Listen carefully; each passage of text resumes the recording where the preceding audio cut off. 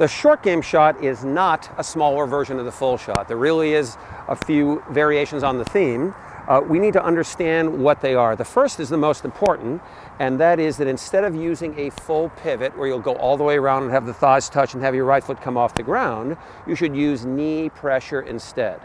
Knee pressure differs from the pivot in two ways. Number one, instead of your thighs touching, your thighs will stay apart when you go through. Instead of your right foot coming off the ground, your right foot will stay down. It is impossible to keep your right foot down on the way through if you have shifted weight on the right side on the way back. So the way to do this is to start with even or 50-50 weight distribution at address, and then even though you twist, maintain 50-50, so you can maintain it again at impact and at the end of the swing. It is a shift-less turn. When you watch on television the touring professionals, you'll see that when they have something that's really less than full, the right foot will stay down much more often than it won't.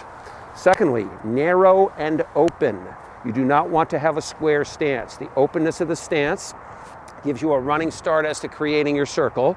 On a full shot, you have a hard pivot to help you go around. Because you're not swinging as hard, it's easier to have this thigh out of the way, so the circularity is easier to maintain. Finally, do yourself a favor and choke down on the club.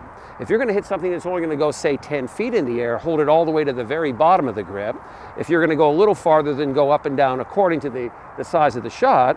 But what happens if you do that is you can lever the club up in case you need to cock the wrist with much more ease. We are going to choke down on the club, and we are going to use knee pressure instead of a full pivot.